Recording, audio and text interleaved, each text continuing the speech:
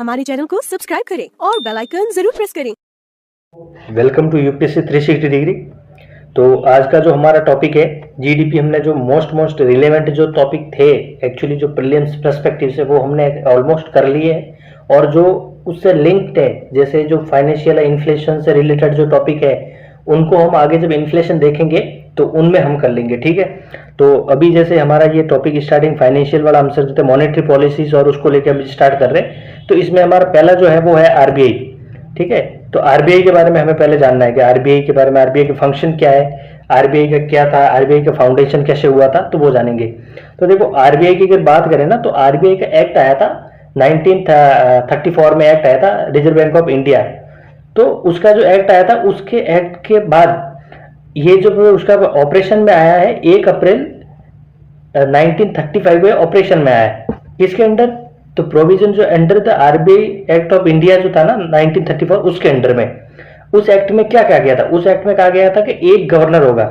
क्या कहा गया था? एक होगा गवर्नर, ठीक है, एक गवर्नर होगा प्लस 4 या 4 से कम, नॉट मोर देन 4 या लेस देन 4 डिप्टी गवर्नर होंगे जो इसको गवर्न करेंगे आरबीआई को, ठीक है। ये एक इंडिपेंडेंट और मॉनेटरी अपेक्स मॉनेटरी अथॉरिटी है इंडिया की। और इसके जो अपॉइंटेड होगा ना, देखो ये मेन बात है, इसको जो गवर्नर और डिप्टी गवर्नर जितने भी अपॉइंट किए जाएंगे ना, वो कौन करेगी? सेंट्रल गवर्नमेंट इसको अपॉइंट करेगी, ठीक है। तो ये बात आपको ध्यान रखनी है। दूसरा जो देखो, इसमें जो कुछ फैक्ट जो जानने आपको जरूरी है आरबीआई के बारे में, जो फैक्ट होते हैं वो उनको आपको क्या क्या जानने जरूरी है, वो मैंने इसमें कवर किए। तो क्योंकि कभी कभी क्या है ना, कुछ फैक्ट हो जाता है, तो यूपीएससी स्टेटमेंट मान लो बना लिया कि जब ये आरबीआई बना था, आरबीआई का फाउंडेशन हुआ था, तो उसकी जो मेन जो मतलब पहले जो ब्रांच जो थी हेडक्वार्टर, वो कहाँ पर था? कोई स्टेटमेंट दे दिया तो हम कहेंगे यार उसका दिल्ली होगा या बॉम्बे, या कैसे, तो बॉम्बे होगा, या फिर पहले दिल्ली हो सकता है। तो नहीं, जब ये बना था ना, तो इनिशियल इसका जो हेडक्वार्टर था वो कहाँ था? कलकत्ता में इसका हेडक्वार्टर था। लेकिन कलकत्ता के बाद ये कहाँ शिफ्ट कर दिया गया? बॉम्बे में। कब किया गया? 1937। उसके 2-4 रीजन है। देखो रीजन क्या थे उसके, ये हेडक्वार्टर चेंज करने के। तो देखो हेडक्वार्टर जो चेंज करने के उसके रीजन थे ना, वो ये थे कि जब ये कैपिटल जो ट्रांसफर हुआ जो 1911 में, जब ये स्वदेशी मूवमेंट हुआ, जब बंगाल पार्टीशन जो था उसको वापस विड्रॉ कर दिया गया कि भाई बंगाल पार्टीशन नहीं होगा। लेकिन जब लॉर्ड हार्डिंग के टाइम में जब ये कैपिटल जब ट्रांसफर हुआ ना, तो उसके बाद से जो कलकत्ता का जो इंपॉर्टेंस था ना, वो कहीं ना कहीं धीरे धीरे कम होता रहा था। एक तो उसका रीजन ये था कि जब कैपिटल देखो दिल्ली में आ गई, तो कलकत्ता साइड में रह गया। अगर कलकत्ता साइड में रह गया तो अभी इसका थोड़ा ये था कि दिल्ली का जो एक्टिविटी होगी, दिल्ली के आसपास जो एडजॉइनिंग एरिया होगी, वहां पर जो एक्टिविटी होगी वो ज्यादा होगी, क्योंकि वो कोर पॉइंट बन गया है, कैपिटल है। और बॉम्बे वेस्टर्न साइड में पड़ता था। बॉम्बे में स्टार्टिंग में लॉर्ड डेहलोजी के टाइम में वहां जैसे रेलवे का काम हुआ, ठीक है, और भी जैसे मराठा स्टेट था, स्टेट से, और वो डेवलपमेंट में आ गया था। बॉम्बे में जस्ट ये टेक्सटाइल मिल की वो फाउंडेशन हुआ, तो वो मतलब इंडस्ट्रियल एरिया ग्रो कर रहा था और कैपिटल उसके पास आ गई, तो और भी ज्यादा ग्रोथ इंक्रीज हो गई। तो ग्रोथ इंक्रीज होगी, इंडस्ट्रियल एरिया एक्सट्रीम डेवलप होने लगा। तो फिर ये कहा कि भाई देखो दिल्ली के अंदर तो भीड़ भाड़ करने से मतलब है नहीं, क्योंकि इसका काम अभी तो जरूरत है बॉम्बे के अंदर, तो इसको बॉम्बे में जरूर ट्रांसफर कर दिया गया 1937। तो ये है स्टोरी। दूसरा, अब इसमें जो देखो 19 रीजनल ऑफिसेस है, जैसे मान लो चेन्नई, जयपुर वगैरह जो है ना, वो रीजनल ऑफिसेस है, और 9 जो है सब रीजनल ऑफिसेस है, 9 सब रीजनल है। और इसमें देखो यही है कि एक गवर्नर होगा और 4 या 4 से कम जो होंगे वो होंगे डिप्टी गवर्नर इसके, ठीक है। दूसरा, अब इसमें एक और 2-4 फैक्ट ये है कि इसका जो फर्स्ट जब ये बना था ना 1935 में, under the act RBI act 1934 के अंदर, 1935 में जब ये ऑपरेशन में आया था, तो इसका जो गवर्नर था ना वो ब्रिटिशर था, और वो था ऑसबर्न स्मिथ। कौन था वो? Osborne Smith. इसको याद रखिएगा, ये फर्स्ट गवर्नर जनरल था। दूसरा, एक इंपॉर्टेंट पॉइंट ये कि इसका जो फर्स्ट गवर्नर जनरल जब इंडिया इंडिपेंडेंट हुआ, उसके समय कौन था? उसके समय था सीडी देशमुख जो थे, इसके वो गवर्नर जनरल थे। जो इंडिया इंडिपेंडेंट हुआ ना, उस समय जो फर्स्ट थे ना, वो कौन थे? सीडी देशमुख, ठीक है। तीसरा ये फैक्ट है कि सबसे ज्यादा लॉन्गेस्ट सर्विंग गवर्नर कौन थे? तो उनका नाम था बी आर राव जो थे, वो भीमराव अम्बेडकर ना समझ लो बी आर राव से, तो वो थे बंगाल रामा राव। जो सबसे ज्यादा टेन्यूर रहा था, जिनका 1949 से लेके 1957 तक रहा था। और दूसरा एक ये फैक्ट है कि आरबीआई जब आफ्टर इंडिपेंडेंस आरबीआई का नेशनलाइजेशन किया गया था 1949 में, आरबीआई वाज नेशनलाइज। ये हो गया फैक्ट बात। अब हम जाते हैं मेन चीजों के। मेन चीज ये है कि देखो आरबीआई हमने सेटअप क्यों हुआ, आरबीआई का रोल क्या है। तो बात ये है कि आरबीआई की क्या रोल है भाई। एक देश के अंदर कोई भी सेंट्रल बैंक जो होगी किस लिए बनाई जाएगी, इसलिए बनाई जाएगी कि भाई एक ऐसा इंडिपेंडेंट अथॉरिटी होनी चाहिए जो कम से कम देश का जो भी सर्कुलेशन ऑफ मनी है उसको हैंडल कर सके, उसको मैनेज कर सके, देश में जो भी फाइनेंशियल चीजें हो सकती है उसको हैंडल कर सके। अब सरकार क्या क्या काम करेगी, सरकार ये तो नहीं कर सकती, सरकार उनको टारगेट दे देगी, तो उनके लिए इंडिपेंडेंट अथॉरिटी की तभी तो इकोनॉमी चलेगी। तो उसके लिए हमने आरबीआई के फंक्शन जो है वो डिसाइड किए और आरबीआई को एस्टैब्लिश इसीलिए किया गया था। देखो आरबीआई जो है वो है custodian of countries foreign currency. देखो जो फॉरेक्स होता है ना, फॉरेक्स वो किसके अंडर रहता है, वो जो भी डॉलर वगैरह जितने फॉरेक्स है वो रहते हैं किनके, वो रहते हैं अपने आरबीआई के अंदर, ठीक है, वो अपने आरबीआई के अंदर रहते हैं। दूसरा इसका ये काम होता है कि बैलेंस का जो ये होता है ना, जैसे अपने ट्रेड जो इंपोर्ट एक्सपोर्ट होता है उसको भी मैनेज, उसको देखना है कि भाई कहीं कितना ज्यादा ट्रेड डेफिसिट हो रहा है, ठीक है, कितना ज्यादा अपने ट्रेड सरप्लस हो रहा है, ठीक है, बैलेंस ऑफ पेमेंट सही चल रहा है नहीं चल रहा है, अगर नहीं चल रहा है तो वो कभी वो एप्रिसिएशन डिप्रिसिएशन में वगैरह कैसे करवाना है, ठीक है। तो वो सब वो काम जो होता है ना वो रहता है आरबीआई का। दूसरा है lender of last resort. Lender of last resort का क्या मतलब है, लेंडर ऑफ लास्ट रिसोर्ट का मतलब यह है कि देखो अगर आपके पास पैसे नहीं है तो आप क्या करोगे, घर पे मांगोगे। घर पे आपने को मना कर दिया कि भाई देखो तू बेशरम आदमी है, तेरे को पैसा हम नहीं देंगे, तू उड़ा देता है फालतू। आपने कहा भाई नहीं हमें तो पैसा तो चाहिए। घर वालों का कोई बात नहीं, हमने आपने हमें गहरा किया तो हमारे अपनों की दोस्तों की कमी नहीं, हम चलो दोस्तों के पास चले गए। दोस्त ने कहा भाई तूने जब अब तेरे घर वालों ने तुम्हें पराया कर दिया तो हम क्यों दे पैसे, क्या भरोसा तू कहाँ से लौटाएगा। तो सारे दोस्त भी बेवफा निकले तो हम चले गए, कहाँ गए, हम गए भाई नहीं मेरे पास तो अभी क्या है, मेरे पास सोने की अंगूठी है, पैसा तो चाहिए, हमें दारू पीना है। आजकल बच्चों की यही लत होती है जो बिल्कुल गलत है। तो हम ऐसे बच्चे होने चाहिए जो कहेंगे नहीं भाई मुझे तो पढ़ाई करनी है, सब विरोध करे तो मैं अपना सोना बेचूंगा लेकिन पढ़ाई करने के लिए लोन चाहिए। तो क्या करे, बैंक के पास गए भाई मुझे पैसे चाहिए, मुझे स्टडी करनी है। बैंक ने कहा भाई तू स्टडी करोगे या उड़ा दोगे, हमें क्या पता कैसे दे। तो आपने क्या किया, आपने अपने गोल्ड की जो रिंग थी उसको देखो मैं उड़ा दूंगा तो आप मुझे वापस मत करना आप लोग, तो गोल्ड की रिंग लेके आपको बैंक ने दिए पैसे। तो ये तो हो गया आपका पर्सनल का कि हम क्या कर सकते, पैसे कहाँ से ले सकते। अब मान लो आपको बैंक ने कहा कि हम पैसे दे रहा हूं, ठीक है, अब बैंक के पास भी पैसे नहीं होगी तो वो क्या करेगा। अगर भाई बैंक के पास पैसे होगा तो वो आपको देगा ना। अगर मान लो बैंक के पास ही पैसे नहीं है तो बैंक क्या करेगा, बैंक दूसरे बैंक से कांटेक्ट करेगा, जैसे कॉल मनी होता है, इंटर बैंक लिंकिंग जो सिस्टम होते हैं, वो बैंक दूसरे बैंक को भाई हमें एक नाइट या दूसरे के हमारे पास पैसे नहीं है तो आप दे दो।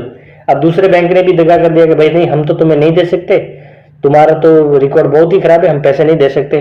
तो अब क्या करेगा, बैंक कहेगा भाई हम तो बसना है, पैसे हमें चाहिए, तो वो जाएगा फाइनल। अब देखो वो बैंक जो है वो फेडरल बैंक यूएसए के पास तो नहीं जा सकता ना कि भाई आप जाओ लो हमें पैसे दे दो, आप वो क्यों देगा पैसे, भाई भारत का बैंक है उसको कौन, जब तुम्हारे ऐसे कई सारे बैंक होते हैं ऐसे पैसे मांग लो क्यों देगा, वो उनके देश का संभालेगा। तो वो अपने देश में जाएगा आरबीआई के पास, आरबीआई के पास जाएगा, आरबीआई के पास जाके वो कहेगा भाई साहब हमें पैसे दे दो, हमारे पास नहीं, हमारी इमरजेंसी चल रही है, बहुत खतरनाक है और हमारी हालत है, हम डूब जाएंगे, आपने अगर पैसे नहीं दिए। तो आरबीआई उसकी जांच करके उस पर रेगुलेशन कुछ लगा के या फिर कैसे भी उनको पैसे जो देता है वो आरबीआई देता है बैंक को, कैसे भी आरबीआई को फाइनल बैंकों को जो पैसे देता है वो कौन देता है, आरबीआई। तो मतलब बैंक के जब गले में आ जाती है, बैंक के पास कोई ऑप्शन नहीं रहता है, तो भी अगर उसके पास एकमात्र अगर ऑप्शन है तो वो रहेगा आरबीआई रहेगा, उसके अलावा कोई ऑप्शन नहीं है, ठीक है।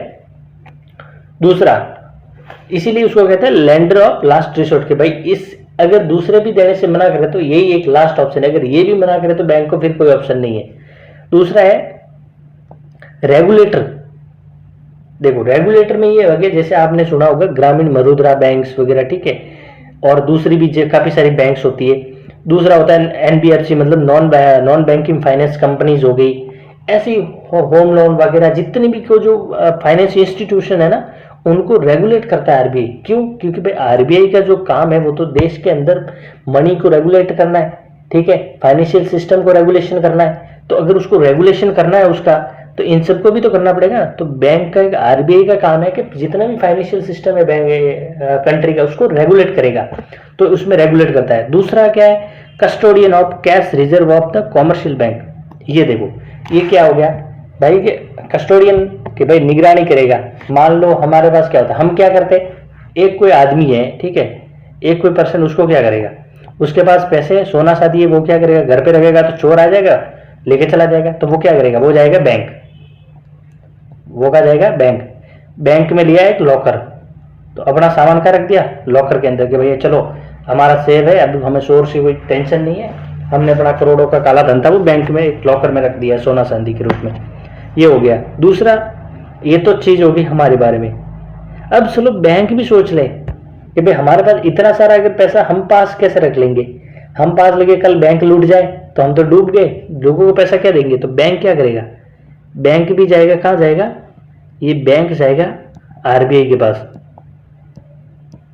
आरबीआई के पास जाएगा। कुछ चीजें आरबीआई खुद भी कहेगी कि भाई नहीं भैया ये आप रिस्क नहीं ले सकते, लोगों की जिंदगियों का सवाल है, किसी के गरीब का पैसा है, आप तो डूब जाओगे कल, तो उनका पैसा कौन जाएगा, कहाँ से ला के दोगे, तो हम ऐसा रिस्क आपको लेने नहीं देंगे, तो क्या आपको अपने पैसे जमा करने पड़ेंगे। कुछ सोचता है, बैंक भी सोचता है कि नहीं हमारे पास ज्यादा पैसे, तो आरबीआई कुछ ब्याज वगैरह दे दे, तो इसलिए वो जमा करते हैं। तो उसमें देखो जैसे एक होता है, जैसे वो सीआरआर में आगे इसमें इसके बारे में हम आगे पढ़ेंगे, लेकिन मैं शॉर्ट में बताता हूँ। सीआरआर क्या वो होता है, कैश रिजर्व रेशियो। ये तो आरबीआई खुद लेता है कि भाई हम रिस्क नहीं ले सकते, किसी के पैसे डुबा दो आपकी बल बैंक डूबे, तो वो एक फिक्स रेट में होता है, जैसे 4% 3% अभी जो प्रेजेंट में, तो वो आरबीआई के पास करता है जमा बैंक। दूसरा होता है रेपो रेट और रिवर्स रेपो रेट के रूप में, जब आरबीआई ज्यादा इंटरेस्ट देता है लोगों से, तो बैंक सोचता है कि आरबीआई को पैसे दे दे, सेफ भी रहेंगे और इंटरेस्ट भी ज्यादा मिले, तो वो जब बैंक के पास जमा करते हैं तो उसे कहते हैं, मतलब कि अगर वो जमा कर दिया तब उसको कस्टडी करनी पड़ेगी, उसीलिए कहते हैं कि आरबीआई है ना, आरबीआई कॉमर्शियल बैंक का कस्टोडियन होता है, उनके जो पैसों को रखता है। तो ये समझ में आ गया आई होप के कस्टोडियन का क्या इशू है। दूसरा है बैंक नोट्स को इशू करना। बैंक नोट को इशू कैसे करता है, देखो भारत के अंदर, इंडिया के अंदर जितनी भी करेंसी नोट होते ना, 2 रुपीज या उससे अबो वाले जितने भी note, 2 rupees including 2 rupees and above note, वो सब आरबीआई उसको प्रिंट करता है नोट्स को, एंड उसको डिस्ट्रीब्यूट भी करता है होल ओवर कंट्री में, उसको डिस्ट्रीब्यूट भी करता है। कौन करता है, आरबीआई करता है, तो ये ध्यान रखना। लेकिन other than 1 rupee notes and coins, ये क्यों, कि जो 1 रुपए का कॉइन है ना, 1 रुपए का नोट, 1 रुपीज नोट एंड जितने भी कॉइन्स है उनको करता है फाइनेंस मिनिस्ट्री। फाइनेंस मिनिस्ट्री करती है। क्यों, उसके लिए एक रीजन था कि फाइनेंस मिनिस्ट्री का भाई एक आरबीआई दोस्त, एक चार ये था कि आरबीआई के पास इतना बर्डन नहीं रखेंगे। एक दूसरा वो कॉइन के बारे में काफी इशू चले रहे थे, तो उसको लेके, और कुछ चीजें पर ये होता है कि कुछ ट्रेडिशनली जो थी वो फाइनेंस मिनिस्ट्री के पास रखनी थी तो रखी थी। तो ये जो है ना 1 रुपए का नोट्स और जितने भी कॉइन है उनको कॉइन को कौन मिंट करता है, वो करता है फाइनेंस मिनिस्ट्री। तो देखो फाइनेंस मिनिस्ट्री, इसमें भी एक सस्पेंस है कि देखो फाइनेंस मिनिस्ट्री जो अगर मिंट तो करती है और 1 रुपए के नोट को प्रिंट तो करती है, लेकिन इनको भी जो डिस्ट्रीब्यूट करेगा ना, इनको जो डिस्ट्रीब्यूट करेगा वो कौन करेगा, इनको भी डिस्ट्रीब्यूट करेगा वो आरबीआई करेगा। कौन करेगा, आरबीआई। ये ध्यान रखने की बात है कि देखो 1 रुपए का नोट और जितने भी कॉइन है उनको मिंट तो करता है फाइनेंस मिनिस्ट्री, लेकिन उनका भी डिस्ट्रीब्यूशन कौन करता है, आरबीआई करता है। डिस्ट्रीब्यूशन जितने भी, देखो सिंपल डिस्ट्रीब्यूशन जितने कॉइन्स रुपीज जितने, वो इंडिया में आरबीआई करता है, ठीक है। एक इस एक्ट के एक देखो कॉइन्स मिंट करने के लिए एक एक्ट लाया था इंडियन गवर्नमेंट ने, 2000 इंडियन कॉइनेज एक्ट था, इंडियन कॉइनेज एक्ट था 2011। उसके अंदर जो है, उसके अंदर ये सब करा जाता है, उसका हम आगे पढ़ेंगे इसको। दूसरा है, एक है बैंकर टू गवर्नमेंट। गवर्नमेंट का बैंकर मतलब भाई ये बैंक है गवर्नमेंट का बैंकर मतलब ये होता है कि manage banking needs of central and state government, जैसे वेज एंड फॉरवर्ड, जो वेज एंड मींस जो सेटलमेंट होता है स्टेट गवर्नमेंट के, ठीक है। बाकी जैसे मान लो गवर्नमेंट सिक्योरिटी को लेना और गवर्नमेंट को लोन देना, ठीक है, ताकि जैसे गवर्नमेंट कोई स्कीम्स चलाती है तो स्कीम से लिए पैसे कहाँ से लाएगी, गवर्नमेंट को अपनी सिक्योरिटी जो होगी वो आरबीआई के पास रखेगी और आरबीआई उसको पैसे देगी, या कहीं बैंक के पास रखेगी, बैंक उसको पैसे देगी। तो मतलब बैंक के जब फाइनल पैसे देने हैं, कोई प्रिंट छपाना है, कोई मिसमैच अगर बजट में है उसको पूरा करना है, तो ये जो प्रिंटिंग करना, मनी प्रिंटिंग करनी है, तो उसके लिए भी सब कौन करता है? आरबीआई करता है। तो ये बैंकर है गवर्नमेंट का, कि गवर्नमेंट की सिक्योरिटी को वगैरह लेके गवर्नमेंट को पैसे देना, गवर्नमेंट की जो इमरजेंसी सिचुएशन होती है उसको गवर्नमेंट को उससे पुल आउट करना, तो ये सब काम आरबीआई का रहता है। दूसरा एक है कि गवर्नमेंट को रिप्रेजेंट करता है। भाई अपना फाइनेंशियल, जितने भी फाइनेंशियल इंस्टीट्यूट, फाइनेंशियल मीटिंग्स होगी जो बैंक से रिलेटेड है, ऐसे कोई फाइनेंशियल इंस्टीट्यूशनल है, वहां पर आरबीआई बैंक को इंडिया को प्रेजेंट करता है। दूसरा पंडे का जैसे वर्ल्ड बैंक हो गया, आईएमएफ हो गया, जैसे ठीक है इंटरनेशनल मॉनेटरी फाइनेंस, ये जो उसमें सब में किसमें इसमें प्रेजेंट करता है इंडिया को। अब इसके जैसे देखो मॉनेटरी पॉलिसी की बात करते हैं। मॉनेटरी पॉलिसी ये होता है कि मॉनेटरी पॉलिसी मतलब कि भाई देश के अंदर मनी का सर्कुलेशन कैसा होना चाहिए, प्राइस कितने बढ़ने चाहिए, कैसे कंट्रोल करने चाहिए, ठीक है, इन्फ्लेशन रुके, इन्फ्लेशन को बढ़ने नहीं देना है, डिफ्लेशन भी नहीं होने देना है, ठीक है, प्राइस में स्टेबिलिटी, जॉब ज्यादा, अनएम्प्लॉयमेंट वगैरह भी नहीं बढ़ने देना है या कम होने देना है। ये सब चीजें कौन करता है? ये भी आरबीआई करता है। इकोनॉमिक ग्रोथ को भी बढ़ाए रखना है, ये सब काम किसका है? ये आरबीआई का। इसे ही कहते हैं मॉनेटरी पॉलिसी। मॉनेटरी कमेटी जो है उसको भी बारे में पढ़ेंगे। और जो ऐसे देखो ये तो बैंकर, अभी हम बात की ना banker of government, central register कहता होता है ये IMF perform various promotional and developmental function को परफॉर्म करता है। मॉनेटरी पॉलिसी देखो, मॉनेटरी पॉलिसी का ऑब्जेक्टिव क्या होता है? ऑब्जेक्टिव मॉनेटरी पॉलिसी का होता है कि इन्फ्लेशन को कंट्रोल करना आरबीआई के द्वारा। एक होता है प्राइस में स्टेबिलिटी करना, तो देखो प्राइस में स्टेबिलिटी करना और इन्फ्लेशन कंट्रोल करना, और वो मनी का सर्कुलेशन एकदम इक्वली बनाए रखना, मेंटेनिंग इन्फ्लेशन, और ग्रोथ जो है उसको भी दिमाग में रखना, लेकिन प्रायोरिटी किसको? इन्फ्लेशन को मैनेज करना, ये आरबीआई की प्रायोरिटी है। दूसरा ये देखो एक है, ये भी देखा ना ये देखो इसमें आरबीआई कहाँ तक नोट प्रिंट कर सकता है? आरबीआई 10,000 तक का नोट प्रिंट कर सकता है। अभी जो आरबीआई एक्ट जो 1934 है ना, उसके अंदर ये कहा गया कि जो आरबीआई के पास अथॉरिटी है कि वो up to 10,000 note can print. दूसरा कॉइनेज एक्ट जो मैंने आई टोल्ड ना, द कॉइनेज एक्ट 2011, उसमें ये कहा कि एक कॉइन जो है ना, उसके कॉइन से आप 1,000 रुपए का सेटलमेंट कर सकते हो। मतलब आप किसी दुकानदार के पास 1,000 रुपए तक का सामान लिया, उसको आप रुपए में दे सकते हो पैसे, समझ रहे हो ना? आप उसमें 1,000 रुपए से देख सकते हो। लेकिन उसका सेक्शन 6 जो है ना, वो एक इंपॉर्टेंट है प्रीलिम्स के पर्सपेक्टिव से। सेक्शन 6 में ये कहा गया है कि देखो हम मोस्टली क्या मानते हैं कि आजकल मार्केट में 50 पैसे का सिक्का नहीं चलता तो है, लेकिन हम यूज नहीं करते। गवर्नमेंट ने भी इसको, क्योंकि इतना इन्फ्लेशन है और इतने बढ़ गए कि 50 पैसे का लगभग वैल्यू ना के बराबर है, तो इसको मिंट नहीं करते। तो लेकिन ये इलीगल नहीं है, और दुकानदार उसके चक्कर में लेते भी नहीं है कि भाई नहीं चल रहा, हम भी नहीं लेते। तो लेकिन ये कहता है कि अगर आपके पास 50 पैसे है तो आप है ना कम से कम 10 रुपए है ना, यानी 20 सिक्के 50 पैसे के कुछ, अगर 10 रुपए का सामान लेते हो तो 10 रुपए के सामान लेने में आप 50 पैसे यूज कर सकते हो उसका सेटलमेंट करने के लिए। उससे ज्यादा वो दुकानदार रिफ्यूज कर सकता है, लेकिन 10 रुपए उसको एक्सेप्ट करने पड़ेंगे 50 पैसे के हिसाब से। दूसरा है कोई दूसरे कॉइन है उनसे 1,000 रुपए का आप सेटलमेंट कर सकते हो। ये था आरबीआई का मेन। तो आई होप कि आपको अब समझ में आ गया।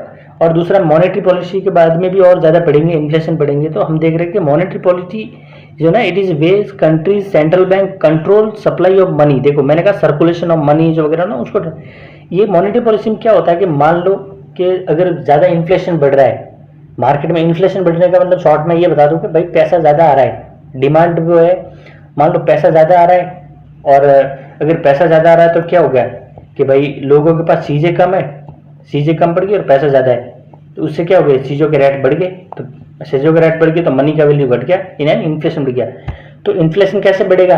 अगर बैंक जो है, लोकल बैंक जो होते हैं, वो अगर ज्यादा लोगों को पैसा दे रही है, लोन दे रही है, अगर ठीक है कम इंटरेस्ट में लोन दे रही है, और आरबीआई बैंकों को अगर ज्यादा लोन दे रहा है, मतलब आरबीआई कह रहा है कि नहीं आप ज्यादा लोन दो, अगर ऐसा सिचुएशन हो रही है तो बैंक मार्केट में फ्लो का जो पैसों का फ्लो है वो ज्यादा होगा। अगर पैसों का फ्लो ज्यादा होगा तो इन्फ्लेशन बढ़ेगा। तो अगर इन्फ्लेशन बढ़ रहा है तो आरबीआई कंट्रोल करने के लिए क्या करेगी? इंटरेस्ट रेट है ना, इंटरेस्ट रेट उसको क्या कर देगी? उसको कर देगी हाई कर देगी। अगर इंटरेस्ट रेट हाई होगी तो क्या होगा, लोग जो बैंक में पैसे देंगे वो पहले सस्ते इंटरेस्ट में देते, भाई दे आपको 25 पैसे में लोन दे रहे हैं 25 पैसे इंटरेस्ट पे।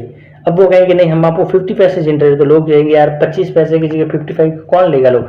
दूसरा आरबीआई कहेगा नहीं बैंकों में आपको 25 पैसे रुपए रिवर्स रेपो जो दे रहा था वो 25% पैसे दे रहा था इंटरेस्ट, अब मैं आपको 50 दूंगा। तो बैंक सोचेंगे यार लोग तो इतने नहीं दे रहे, आरबीआई दे रहा है, तो लोग बैंक क्या करेंगे पैसे वापस आरबीआई को देंगे।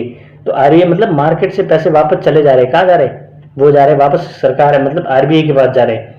तो इसका है कि इन्फ्लेशन कम हो गया, तो इसलिए वो इन्फ्लेशन जब ज्यादा बढ़ जाता है इंटरेस्ट रेट बढ़ा जाता है। If inflation is high the central bank में भी raise interest rate to make borrowing more expensive, क्योंकि एक्सपेंसिव होगा बैंक ज्यादा महंगा लोन देगा, and reduce spending and slow down inflation slow हो जाएगा। On the other hand if the economy is slow they more lower interest, अगर भाई economy slow है पैसे ही नहीं है तो भाई सस्ता लोन देना पड़ेगा ताकि लोग लेंगे एक्सेप्ट करेंगे ना लोन।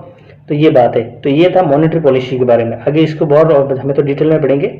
तो ये today's question, in India which of the following is responsible for maintaining price stability by controlling inflation. तो ये ऐसे ही क्वेश्चन पढ़े, सीधा डायरेक्ट क्वेश्चन है। डिपार्टमेंट ऑफ कंज्यूमर अफेयर हो गया, expenditure management commission, financial stability government का आरबीआई, कौन सा इसमें से देखना। और ये लास्ट वाला जो क्वेश्चन था उसका जो है हमने इसको पढ़ेंगे भी आगे, लेकिन इसका ये जो एक्सप्लेनेशन आप देख लेना, ठीक है। और वीडियो को थोड़ा ज़्यादा से ज़्यादा शेयर करिए ताकि जो ये है ना, हमारा टारगेट क्या है, हमारा टारगेट है कि 2025 जो प्रीलिम्स हो ना वो किसी का रुकना नहीं चाहिए। और देखो ये है कि हम एक थोड़ा ये बच्चों से रिव्यू ले रहे हैं कि भाई मेंस में क्या क्या इशू आ रहा है, मेंस आप लिखना, क्योंकि मेंस के लिए अभी जो ये मेंस होने के बाद आपके पास सिर्फ 2 महीने बसे हैं, 2-2.5 महीने बसाए आप मेंस की प्रिपरेशन करने के लिए।